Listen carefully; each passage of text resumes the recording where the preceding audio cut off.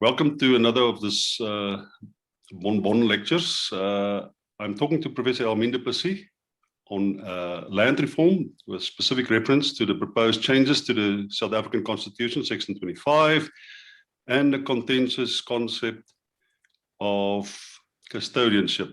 Professor du Plessis, what exactly does custodianship entail? What does it mean?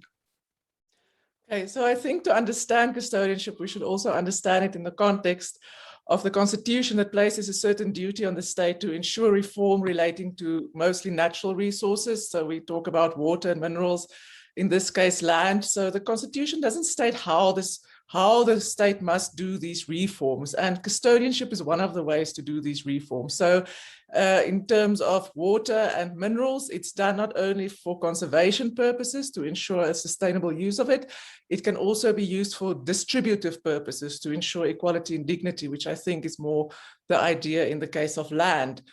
So it's a policy choice on how one will redistribute resources or protect resources. So when you use the custodianship model, it brings about an institutional change to the idea of property. So the state usually promulgates new legislation. We think here of the Mineral and Resources Petroleum Development Act, the MPRDA, or the water legislation. And what that legislation does is it places that resource that was usually in the hand of private property within the hands of the state, but within a very comprehensive and strict regulatory regime. So the state then holds this as custodian or as fiduciary in a fiduciary duty on behalf of the people of South Africa in order to bring about those reforms. So what it does is it abolishes private ownership of the resource and replaces it with a totally new system.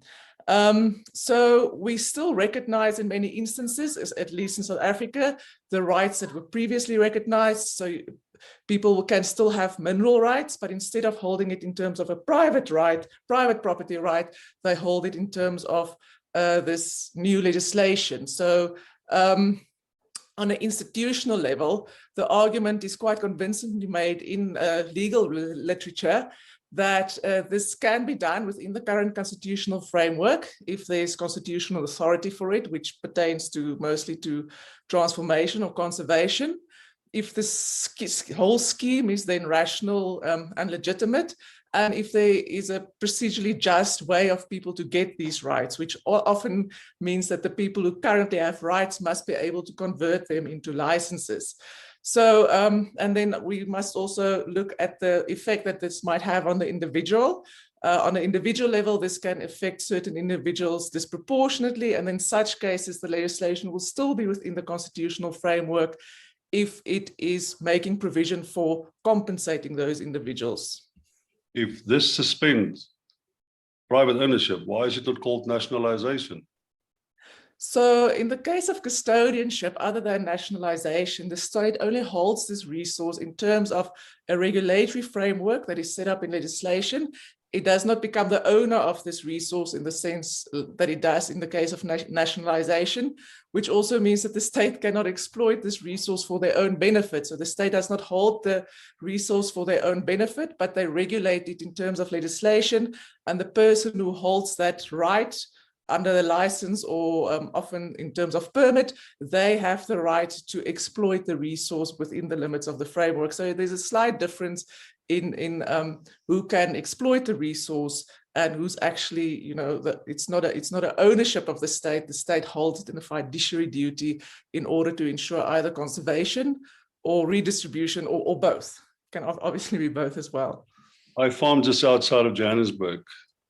I bought my farm after 1994. What exactly is the implications for me of all this? So it's unclear.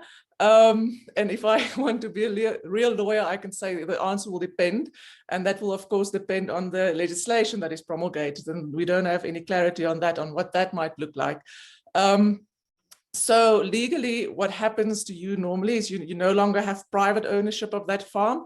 You only have a right in terms of a permit or a license to that farm that is regulated, but you can still use the farm. So you can still farm on the farm, you can still plant your crops and profit from the crops, but you can no longer do with the land exactly what you want as you can in private ownership. Of course, it's always limited to some extent, but I think that's the big difference. And that's where the big contention lies, that you can no longer do with your property as you wish, as you would be able to in terms of private ownership, because it will be so heavily regulated.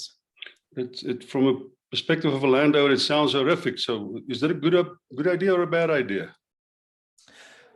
So I think it's a very difficult conversation to have at the moment in the context of land reform, because a lot of the problems in land reform at the moment has got to do with weak institutions and bad land administration. So if you want custodianship to work, if you wanted to have the benefits of conservation and the distributive effect, then you need very strong institutions and a very strong land administration system, which we don't have. So I think also what is problematic in the context of the Section 25 amendment is that the way that the ANC proposes it must happen is unnecessary to amend the constitution to do so, because it's already possible to do so within the parameters that I explained above. And it's more of a policy decision than it is about amending the constitution. And I think that is where a big problem lies. Let me ask you one question, maybe outside of your discipline, but for interest's sake, are you concerned about food security in South Africa in the context of this proposed change? Again, it will depend on how the legislative framework, it sets out the duty and what the duties of the landowners are.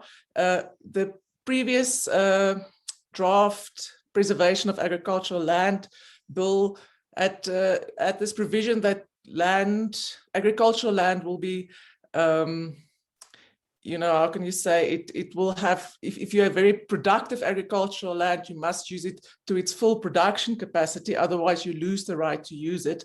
And in that sense, if you have that use it or lose it right, and there is good administration of the land, so if there's good oversight that you make sure that people use agricultural land to its full potential, it will not necessarily have an impact on food security.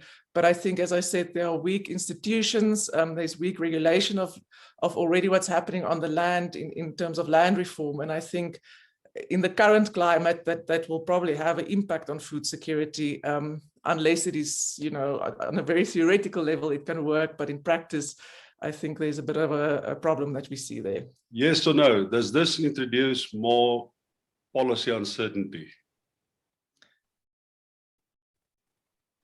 I would say yes. I would say yes, because if you look at the explanation that the members of the committee, the ANC members of the committee gave on what they understand to be custodianship and what I understand to be custodianship, it's unclear. So we don't have any content on what custodianship means for the state. I think the EFF in that sense was a little bit more clear on what they mean with state custodianship and how they see it play out. The ANC was not that clear.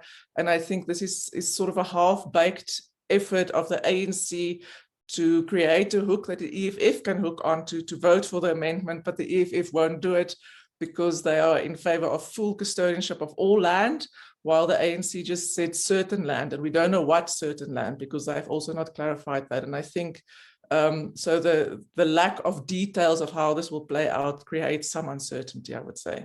Professor du Plessis, may you have a fruitful women's month. Thank you very much. Appreciate it.